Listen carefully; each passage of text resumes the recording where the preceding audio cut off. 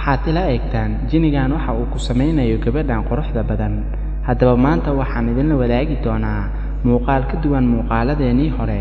haddaba intaynaan muuqaalka bilaabin waxaan kaa codsanaynaa inaad like saarto muuqaalka lana wadaagto asxaabtaada si dhiirigelin noogu noqoto una soo badino. mahadsan. gabadhan waa gabar aad u qurux badan, waxayna la nooshahay waalidkeeda oo ah dad waayeelo ah. sidoo kale waxay ka daahday guurka sababtoo ah ma aysan rabin inay waalidkeeda ka tagto ayagoon haysan wax u adeega. maalin maalmaha ka mid ah waxaa soo wajahay nolosheeda wax aad u yaab badan oo burburiyey nolosheeda oo dhan. waxaa gabadha jeclaaday oo ka helay mid ka mid ah jinniyaasha ku nool deegaankooda. xitaa jinkaasi heer jaceylka uu u qabo uu gaaray inuu jinkii waasho. jinkii waxa uu bilaabay inuu gabadhii daba socdo meel kastoo ay aadayso, xitaa marka ay labisanayso. gabadhii waxa ay bilowday in jinkii jeclaaday ku dhex aragto riyadeeda marka ay hurdayso. habeen kasta sidii ay ugu riyoonaysay waxa ay u sheegtay waalidkeed, laakiin arrinka waa ay fududaysteen. arrinku waxa uu sidaa ahaadaba waxaa bilaabantay inuu isbeddel gabadhii ku dhaco jirkeeda. waxaa caddaaday oo wada ciro noqday timaheeda.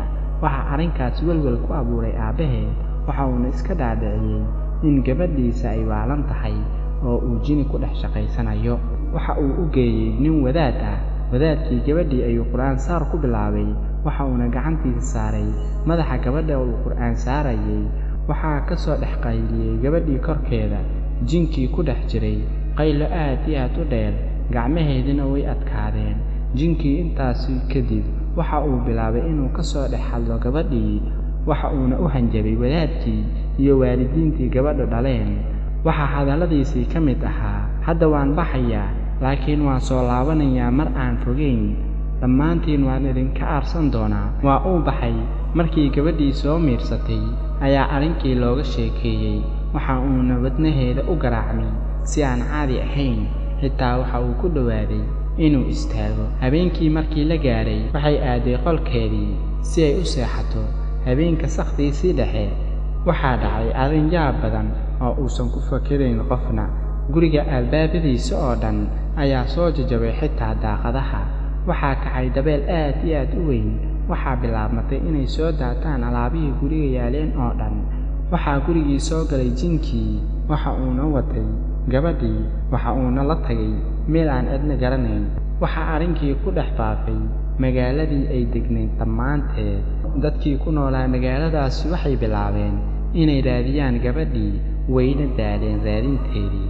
2 maalin kadib mid ka mid ah askartii magaalada asiga oo maraya meel buuro oo cidlo ah waxa uu arkay gabadhii oo ka soo dhaxday buurta dusheeda ayadoo dharkeedii oo dhan wada dhiig ah. waxa uu dul tagay gabadhii. waxay gabadhii oo sakaraad ah ku tiri, biyo isii. sidaas ayayna ku ruux baxday. haddaba daabade qisadan waxaynu ka faa'iidaynaa in dunida ay nagula nool yihiin jinni iyo shaydaan. marka waxaan kugu dhiirigelinayaa inaad akhrisato adkaaru sabaax wal masaa. sidoo kale marka aad guriga ka baxaysidna aad weyse qaadato oo aadan hilmaamin ducada. intaas ayaan muuqaalkeena maanta ku soo gabagabayn doonaa. haddii aad muuqaalka nala soo dhammaysatay ha ilaawin inaad like saarto lana wadaagto asxaabtaada. sidaa iyo nabadgelyo.